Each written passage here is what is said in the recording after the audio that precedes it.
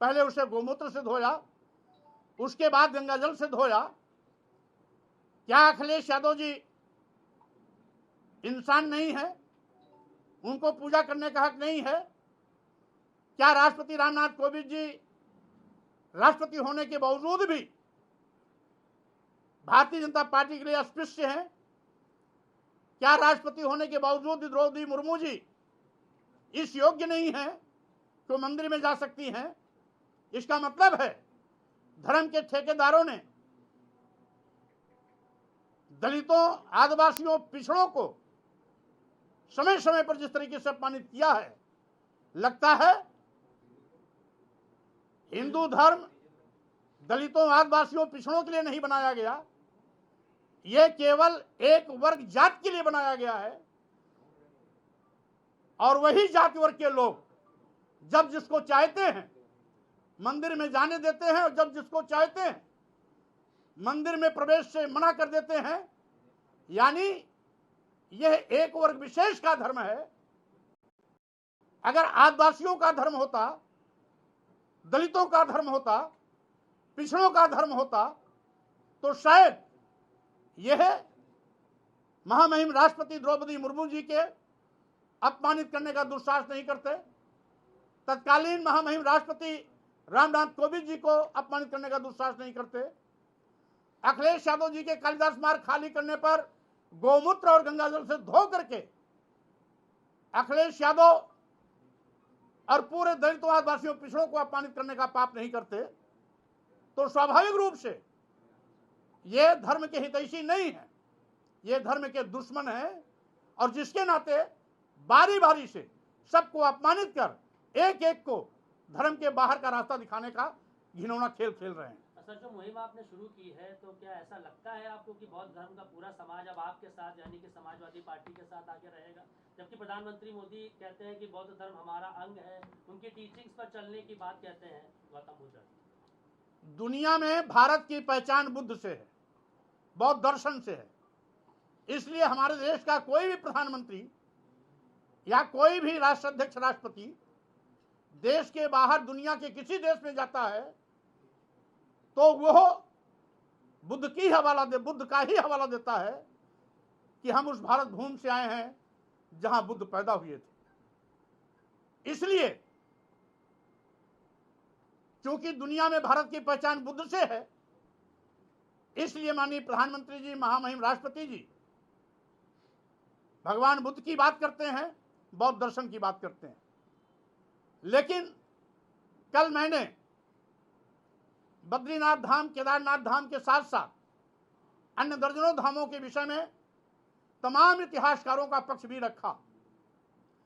अगर हिंदू धर्म, बौद्ध धर्म एक ही है तो बौद्ध मठ तुड़वा करके हिंदू तीर्थ स्थल क्यों बनाए गए हैं?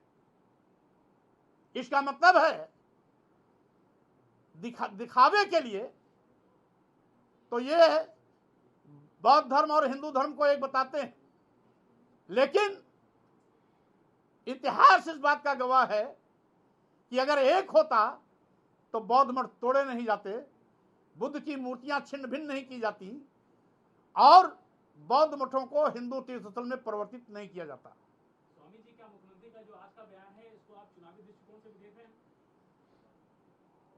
अब ये तो माननीय मुख्यमंत्री जी जाने कि किस उद्देश्य से इस निर्णय को दिया, इस बात को कही है। जबकि माननीय उच्च न्यायालय में विचाराधीन प्रकरण विचाराधीन है, ऐसी हालात में किसी भी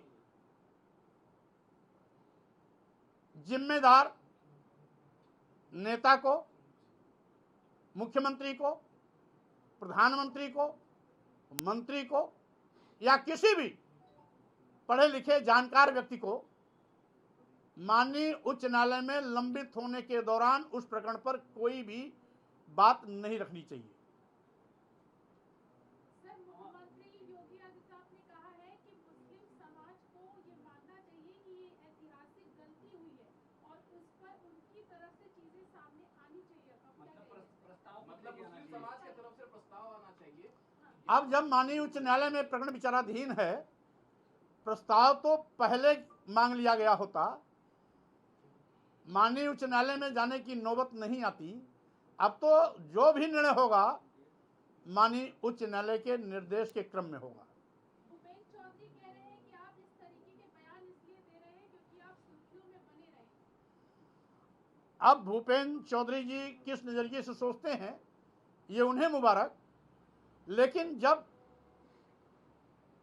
दर्जनों इतिहासकार का इतिहास साक्ष्य के रूप में सबके सिर चढ़कर बोल रहा है तो किसी को दर्द नहीं होना चाहिए, सच को स्वीकार करने का साहस दिखाना चाहिए। तो मायावती जी ने भी कह रहे हैं कि नेशन फर्स्ट होना चाहिए, ना कि मजहब की बात पहले होनी चाहिए, जो कि आप कर रहे हैं। इसीलिए तो मैंने कहा कि अगर नेशन फर्स्ट तो 15 अगस्त 1947 जिस दिन हमारा देश आजाद हुआ उस दिन के सभी तीर्थ धर्म स्थलों की यथास्थिति को यथावत स्वीकार करना चाहिए।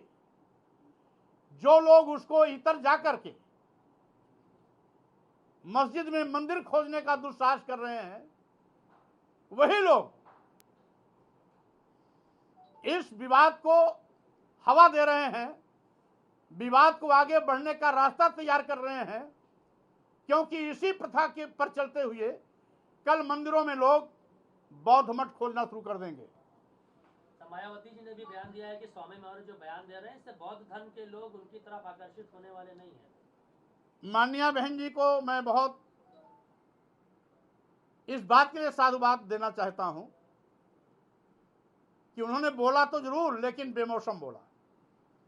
अगर उनको बोलना ही था तो जिस समय राष्ट्रपति द्रौपदी मुर्मू जी को जगन्नाथ दिल्ली मंदिर में जाने से रोका गया, बैरिकेटिंग के बाहर खड़ा होकर उनको पूजा पाठ करना पड़ा, उस समय उनको बोलना चाहिए था।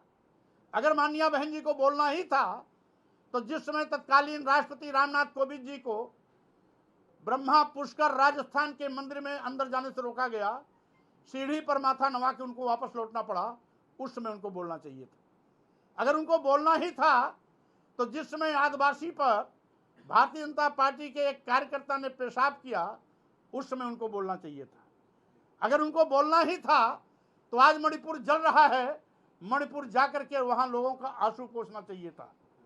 लेकिन आज उन्होंने तब बोला जब दर्जनों इतिहासकारों का साक्ष्य मैंने देश की जनता के सामने प्रस्तुत किया है, तो अब उनके बोलने का कोई औचित्य नहीं है।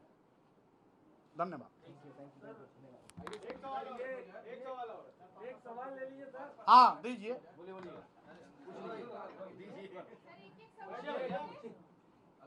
ये जितने भी जो आप मंदिर है तो क्या इनकी जांच की आप मांग कर रहे हैं, किससे मांग कर रहे हैं? अभी मैं मांग नहीं कर रहा हूं, अभी मस्जिद में मंदिर खोजने वालों को सावधान कर रहा हूं कि नई परिपाटी मत डालिए। 15 अगस्त 1947 के दिन के सभी धार्मिक स्थलों की यथास्थिति को यथावत स्वीकार करिए।